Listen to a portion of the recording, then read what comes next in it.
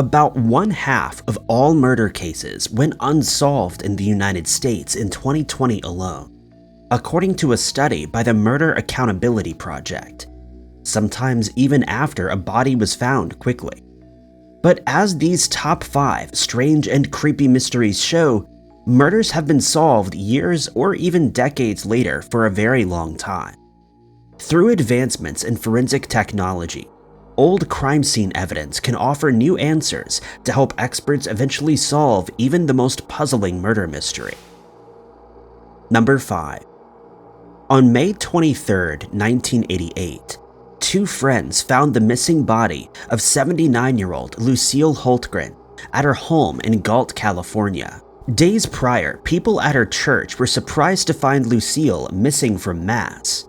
They thought her disappearance was so strange that her friends eventually went to check on her, only to find the terrible aftermath of a vicious encounter had occurred. Crime scene detectives found fingerprints left behind that did not match Lucille. The person responsible had come in through the sliding glass door. During her murder, she had scratched her assailant, and their skin samples were found under her nails. Body fluids were collected as well. A medical examination showed she was covered in marks, but the coroner determined that chest wounds had done her in, and that between 2 to 5 days had passed before the body was found. The fingerprints were not matched to any friends, family, or neighbors, or anyone on file. Anyone who knew Lucille was interviewed as a criminal suspect, but aside from a general time frame of events, the Galt Police Department and the Sacramento County Sheriff's Office had few leads to solve the murder mystery. By late 1988, Lucille's case went cold, and it wouldn't be until January of 2022 that this creepy mystery would finally be solved. That year, the Sacramento County Sheriff's Office, along with other law enforcement agencies, decided to re-examine Lucille's unsolved murder and found that the fingernail scrapings, bodily fluids, and fingerprints had all been correctly stored and preserved. When scientists ran these forensic samples in 2022, the test resulted in a match. The DNA found at the crime scene led them directly to Terry Bramble, who would have been 32 in 1988 at the time of her murder. Terry had been arrested in 1992 on an unrelated charge, and his incarceration meant that he was ordered to submit a DNA sample for testing. 20 years later, the DNA was tested again, and a real murder mystery was solved.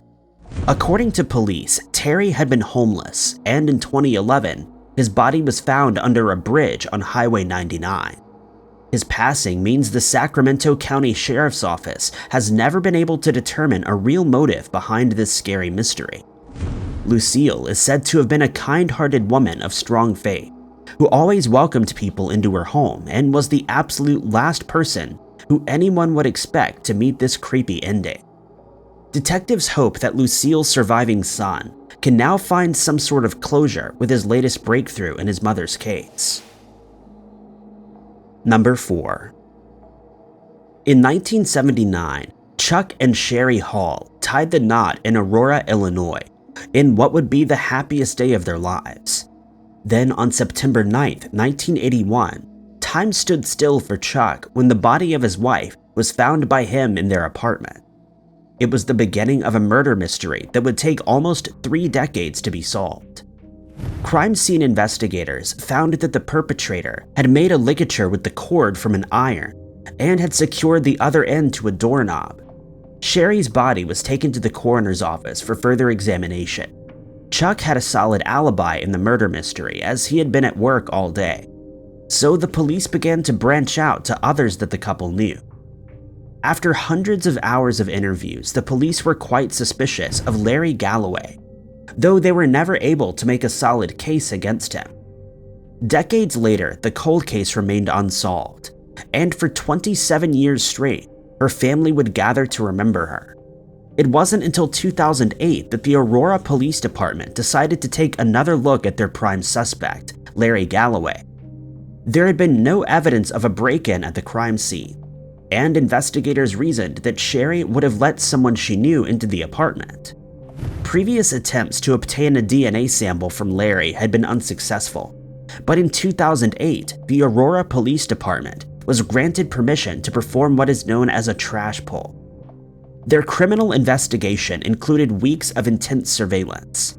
Late January was when investigators followed him to a Chili's restaurant, where they obtained a straw that he had been drinking from. Dan Farrelly of the Aurora Police Department commented that, quote, "After he was done with the meal, they went and picked up all the utensils, and that's how they got his DNA, and the DNA that matches items from the original crime scene." Days later, Larry Galloway was charged and arrested in Sherry's case, much to the shock of those who knew the couple, as Larry and Chuck were friends who had worked professionally with each other in the past. The murder trial was in 2012, and not even a cancer diagnosis was enough to keep Chuck from seeing justice served. Larry was sentenced to 10 years, but retroactive laws dropped it down to 5.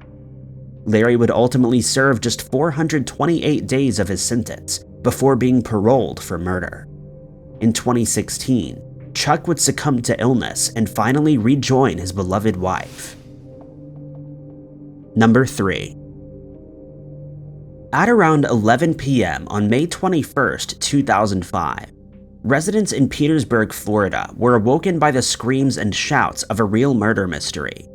Those living close to 702 8th Avenue listened as the screams slowly quieted down, but nobody intervened. By the next afternoon of May 22, 2005, a call came in to the St. Petersburg Police Department, reporting that the body of a woman had been found under the deck at 702 8th Avenue South. Officers raced to the scene and discovered the body of 49-year-old Sarah Lynn Wineski, who was new to the area and homeless. Despite receiving a number of calls about the case, police were unable to find any eyewitnesses to interview. Without evidence or witness testimony, this scary murder mystery quickly went cold. Just a year later, in 2006, the St. Petersburg Police Department was surprised when the DNA obtained from the crime scene matched a known criminal by the name of Raymond Samuels. At the time of the unsolved case, Raymond had also been transient in St. Petersburg and was now serving a 29-year sentence in Ohio for attempted murder charges. According to the Tampa Bay News, the initial DNA results were inconclusive, and prosecutors ordered additional forensic testing. It wasn't until 2010 that Raymond was charged in the case and brought to court. The DNA evidence solved the case by proving that he had used a belt on Sarah that was found at the scene of the crime. Raymond was extradited from Ohio to Florida, where he was convicted of first-degree murder. It's unknown how much time was added to his original 29-year sentence, though. Number 2. In 1972, 20-year-old Jody Loomis lived in Snohomish County, Washington, and was studying hard towards a nursing degree. Jody could often be found 6 miles from her house riding horses, and it was one trip to the stables that would result in an unexpected ending that would not be solved until decades later. On August 23rd of that year, a call came into the Snohomish County Sheriff's Office from an unsuspecting couple who were on a walk. At the scene, deputies found Jody's body along the side of the road, just 3 miles from the stables. There were no other witnesses aside from the couple, who were quickly ruled out as suspects, and only a handful of clues were found as evidence. Despite their best detective work, the murder case went unsolved for years. In 2008, the Snohomish County Sheriff's Office re-examined the case file and were disappointed to find that many key pieces of evidence had been lost. But one piece of evidence remained: her left boot. Amazingly, bodily fluids from the perpetrator were found on the boot, and Parabon Nanolabs were able to extract a DNA profile and run it. Genealogical research was carried out on the profile, and while it didn't lead them directly to a suspect, it did allow investigators to find family members of the person who was responsible for the murder. The Snohomish County Sheriff's Office and Parabon Nanolabs created a family tree and narrowed the DNA profile down to one man, Terrence Miller. All they needed now was a DNA sample from Terrence to match their suspicions. The Snohomish County Sheriff's Office began surveying Terrence, waiting for the right opportunity. That opportunity presented itself when Terrence threw away a disposable coffee cup. The coffee cup was collected and processed, and after weeks of hard work, the Snohomish County Sheriff's Office confirmed that they'd found a DNA match. Now 78-year-old Terrence Miller had been the one who had taken the life of 20-year-old Jody Miller over 47 years ago. In April of 2019, Terrence Miller was charged and arrested and taken to trial. Just hours before delivering a guilty verdict, Terrence took his own life after posting a $1 million bail and returning to his home. The jury was not aware of this and found him guilty on all charges. Number 1. On October 13, 1985, Claremont police officers in Claremont, California, responded to a possible burglary in process at 862 High Point Avenue. When officers entered the house, nothing could have prepared them for what they were about to see.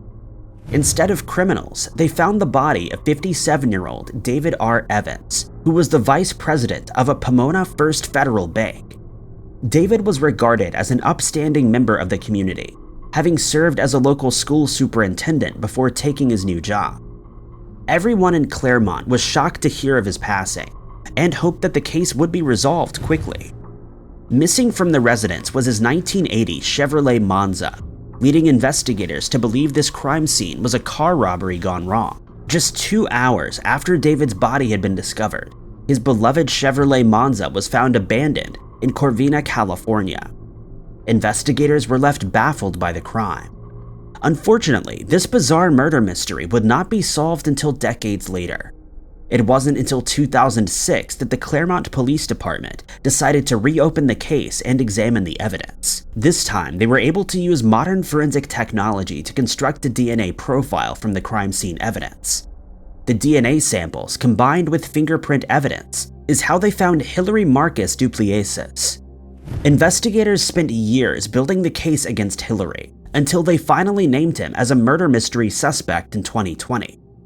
In 2022, the LA County District Attorney's Office officially filed charges against him and set the legal proceedings in motion. According to NBC Los Angeles, Hilary is currently incarcerated in New York and is serving a lengthy sentence for a similar crime. Hilary is due to be paroled in 2033, and it's believed that the LA County District Attorney's Office will then proceed with their criminal charges. Thank you guys so much for watching. If you liked this video, be sure to hit that like button. Also, don't forget to subscribe and click that notification bell to keep up to date with all of our future uploads. But my name is Ty Knotts, and I'll catch you guys in the next video.